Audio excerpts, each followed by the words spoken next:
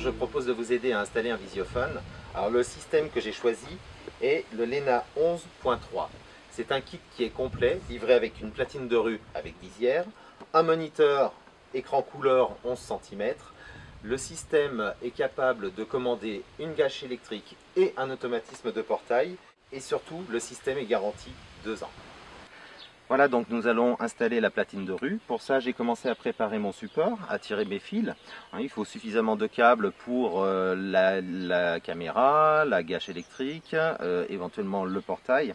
Alors, petite chose importante, l'objectif de la caméra doit être placé à environ 1,60 m afin de pouvoir visualiser la personne qui se présente devant la platine de rue. Alors, je retire la platine de rue de la visière. Je passe mes câbles dans le trou et je vais commencer à vérifier que ce soit bien droit. Une fois l'emplacement trouvé, je pointe, je perce et je fixe. Avant de fixer ma visière, il est important de mettre un joint silicone sur la moitié supérieure, d'accord, afin d'éviter le ruissellement de l'eau.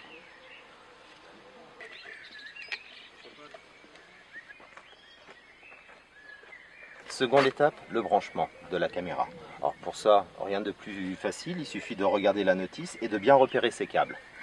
Donc là j'ai choisi un câble bleu, un câble noir. Il faudra absolument que je branche ces mêmes câbles sur le moniteur. Voilà, une fois que tout est connecté, il ne me reste plus qu'à refermer ma platine de rue. Alors j'emboîte d'abord le haut de la platine et je finis par la petite vis qui ferme le tout. Me voici maintenant à l'intérieur pour la pose du moniteur. Alors il doit être positionné à peu près à 1,60 m de haut. Je vais commencer par le présenter pour connaître l'emplacement idéal de mon étrier. Positionnement de l'étrier de niveau, bien sûr. Je marque, je perce et je fixe. Je vais maintenant connecter le moniteur. Alors je retrouve le fil noir, le fil bleu que j'avais choisi sur la platine de rue. Au niveau du branchement, il y a un gros avantage sur ce système, vous l'avez constaté lors du branchement de la platine de rue, c'est que le bornier est démontable. Alors faites très attention quand vous le repositionnez, mais au moins ça a le gros avantage de faciliter le branchement.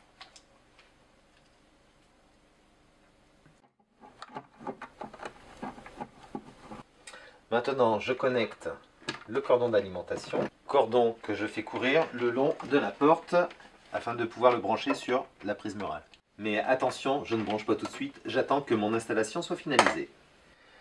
Deuxième alternative, car il faut avouer que c'est pas très esthétique d'avoir un adaptateur branché sur une prise murale, je vais couper le cordon, alors je le coupe bien avant le filtre, et puis je vais utiliser en fait les petits fils que j'ai ici, qui sont reliés à mon armoire électrique, c'est-à-dire qu'en fait je vais déporter mon bloc d'alimentation. Alors attention, je respecte bien la polarité, vous avez un petit liseré blanc et un fil noir, le liseré blanc c'est le plus, le fil noir c'est le moins.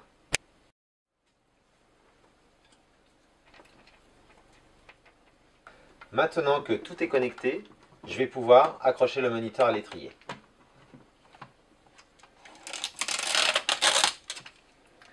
Voilà, il ne me reste plus qu'à connecter l'alimentation.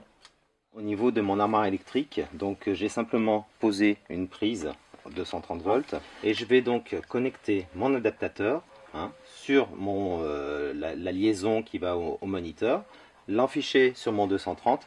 Attention, respectez bien la polarité. Liseré blanc, liseré noir. Une fois que je me suis assuré que tout est connecté correctement, je peux brancher mon adaptateur.